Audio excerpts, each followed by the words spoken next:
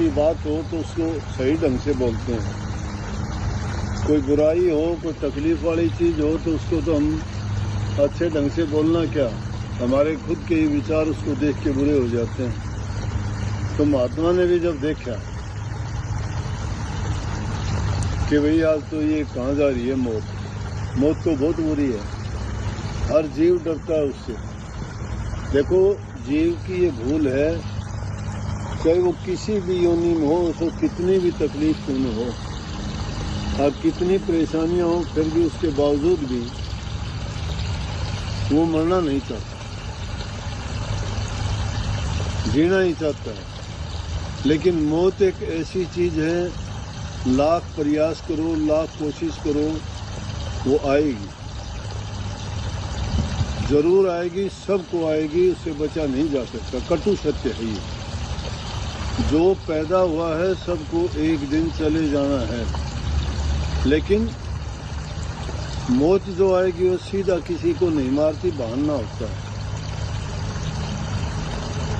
परंतु इंसान का हौसला बढ़ाने के लिए बात यह है कि कभी भी विपरीत हालात हों, दुख हो, परेशानी हो, इंसान अगर घबरा जाता है तो वो उसका जो नुकसान या परेशानी होनी होती है उससे पहले ही और ज़्यादा परेशानी खड़ी कर देता है।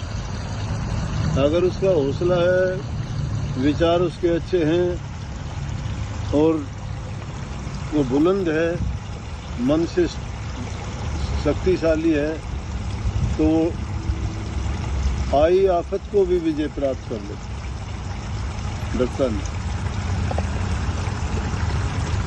चार चीज इकट्ठी होती है, इंसान की मौत होती है, कोई भी जीव, उसके लिए जरूरी है।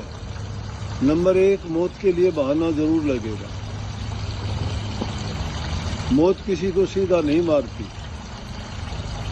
कोई ज्यादा उम्र होने के बाद प्राणांत होता है, कोई इंसान खुदकशी कर लेता है, किसी को रोग बीमारी होके, किसी का दुर्घटना से, मतलब कोई ना कोई बहाना जरूर होता है। लेकिन चार चीजें उसके लिए अवश्य इकट्ठी होती है जब मृत्यु होती है।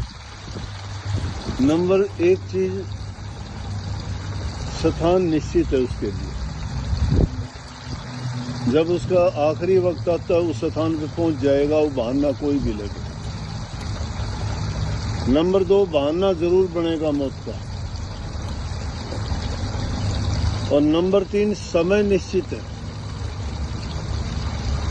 उसमें एक पल के लिए भी ना घटा सकते हैं ना बढ़ा सकते हैं। बड़े बड़े इतिहास देखे गए, कहते हैं सिकंदर इतना बड़ा बादशाह था, दुनिया में इतनी लूट मचाई, धन इकट्ठा किया, जब आखिरी वक्त मौत का वक्त आया तो कहने लगा मैं मेरा आधा खजाना दे दूं अगर कोई मेरी माँ से मिलवा दे या मुझे जीने के लिए और टाइम मिल जाए। लेकिन उसको एक पल भी नहीं मिला। तो समय निश्चित है, उस समय को कोई नहीं टाल सका।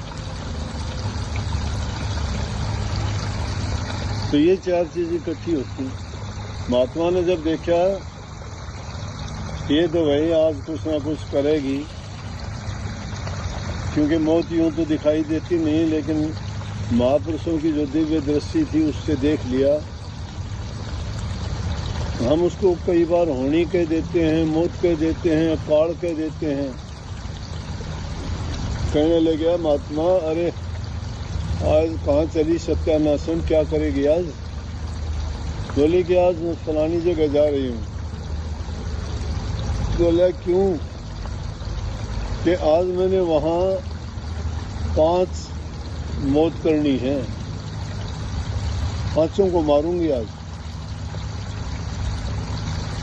गई, वापसी में आया तो कहने लगे क्या कराई काम, कितने मरे? बोला कि 25। बोला तू तो कह के गई थी 5 मरेंगे, 5 के लिए जा रही हूँ, 25 क्यों गई? बोला 20 उसके खौफ से मर गई।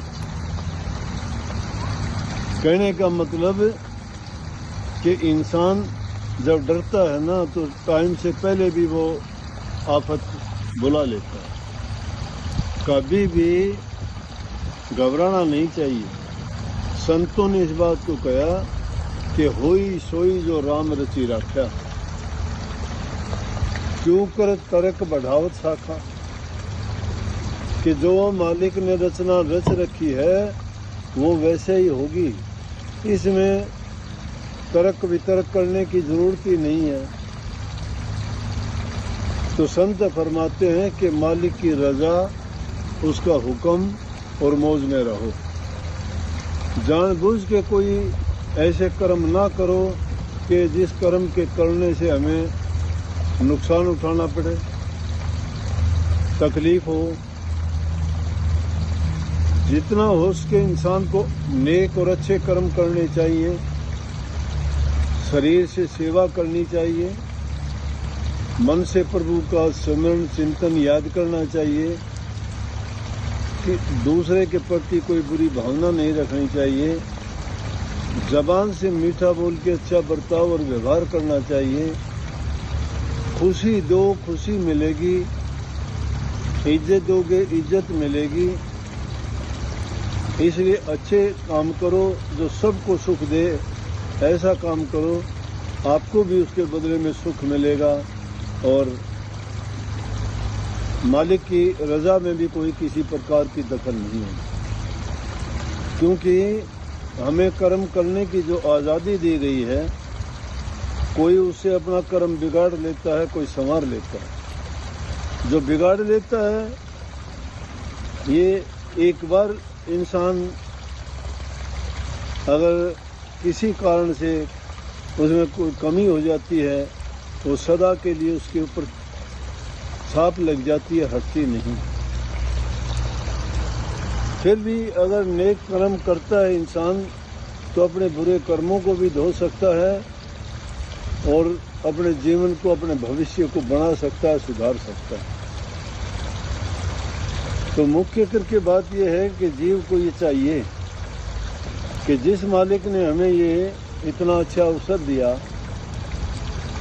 इतने अच्छे अच्छे तोहफों से हमें नवाजा, कितनी अच्छी बुद्धि दी, शरीर दिया सुंदर, सब प्रकार की चीज़ें हमारे लिए उपलब्ध कराई जो एक जीव के लिए जीवन यापन करने के लिए आवश्यक हैं। और वो सब कुछ होने के बावजूद भी हम अगर नेक काम नहीं कर पाए और ये वक्त बेकार में गंवा दिया तो हमारा जीवन किस काम का हो। एक दिन चले जाना है सबको छोड़ के यहाँ से। इंसान चला जाता है लेकिन उसके किए हुए कर्म का लेख बच जाता है बिना लिखे। लोगों की जबान पर उनका नाम रह जाता है। आज महात्मा गांधी नहीं है दुनिया में, आज भी राष्ट्रपिता के नाम से उनको जाना जाता है। आज भी उनके जो सिद्धांत थे, सत्य, अहिंसा, प्रेम, उन चीज़ों को याद करके आज भी दुहाई दी जाती है कि हमें उस रास्ते पे चलना चाहिए। इसलिए मूर्ति चली जाती है, प्रकृति उसकी रह जाती है।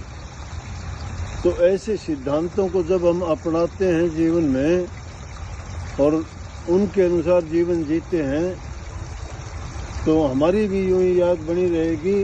वो सदा सदा के लिए अमर हो जाते हैं, मरते नहीं हैं। ये तो 5 तत्वों का पुतला है, एक दिन खत्म हो जाना है। पैदा हुए थे, ये मूर्ति बनी थी, मूर्तिकार ने बना दी इसको, हर प्रकार से इसको सजाता रहा, लेकिन समय इस पर बीतता गया, गुजरता गया। वो कच्ची मिट्टी थी, 5 तत्व से बनी थी, धीरे धीरे करके वो विसर्जित हो जाएंगे। लेकिन सोचने की बात यह है कि अगर यूं ही दुनिया में आए, यूं ही चले गए तो क्या फ़ायदा हुआ हमें ये तो लाभ मिलने का, जिसके लिए देवी देवता भी ये कहते हैं कि मालिक एक बार हमें इंसान बना ताकि हम अपने जीवन को कामयाब करें, तो इस दुनिया से जन्म मरण के इस सिलसिले से छुटकारा पाएं और सदा के लिए सुख और आनंद जो आपके चरणों में है वहाँ आके हम समा जाएं। तो जीवन रहते हैं सबको तन से, मन से, धन से, जैसे भी किसी की मदद कर सकते हो, उनकी सहायता करो। जो दूसरे के साथ अच्छा करता है उसको उसके बदले में अच्छा ही मिलता है, क्योंकि मालिक का ये सिद्धांत है, जो करेगा वैसा उसको मिलेगा। जो अच्छा करोगे अच्छा ही अच्छा होगा। मालिक को याद करोगे, वो कदम कदम पर आपको संभालेगा, हर मुश्किल में आपकी संभाल करेगा। लेकिन जब खुद ही करता धरता बनने की कोशिश करोगे तो फिर मालिक को दोष नहीं देना। उन पर तो आपने इतबार छोड़ ही दिया, अगर इतबार करते तो वो संभालते। जिस प्रकार से एक छोटा बच्चा माँ के सुपुर्द होता है और उसकी माँ उसको ना वो बोल सकता है ना बता सकता है कि उसको तकलीफ है या उसको भूख लगी है या उसको पखाना करना है या उसकी कोई सर्दी गर्मी उसको लगती है या उसको कोई ज़रूरत है, लेकिन जब भी उसको जैसी ज़रूरत होती है उसकी माँ उसको संभालती है, खुद संभालती है, क्योंकि वो माँ के अर्पण है। इसी प्रकार से हम अगर उस मालिक के अर्पण रहें और उन पर पूरी आस्था और विश्वास के साथ ये माने, लेकिन थोड़ी सी भी कोई बात आती है तो हम सोचते हैं कि शायद मैं चतुर हूँ, मैं शाना हूँ, मैं जो करता हूँ ये किसी को नहीं पता। हो सकता है इंसानों को नहीं पता होगा, वो सबको देखता है। उसकी नज़र के आगे कोई नहीं बच पाता। उसके सिद्धांत और नियम कायम है, बदलते नहीं है। अमीर हो, गरीब हो, छोटा हो, बड़ा हो, स्त्री हो, पुरुष हो, कोई हो, उसके नियम सबके लिए समान हैं। ये दुनियादारी के नियम कानून कायदे तो इंसानों ने बनाए, ये अपने कानून कायदों के अनुसार चलना चाहता है, लेकिन मालिक की रजा नहीं है। जो मालिक की रजा को जानने की कोशिश करता है तो जैसे हालात गुजरते हैं उस हालात में अपने संयम को बनाए रखे और जो घटित होता है उसको देखता चले कि कैसे क्या क्या क्या होता है। तो हमेशा शांति रहेगी मन में, सुखी जीवन बीतेगा और निर्भय और निश्चिंत होकर जीवन जीवोगे। खुद को भी शांति मिलेगी और दूसरों के लिए भी सुख का कारण बनोगे। बहुत बहुत आशीर्वाद। राधा।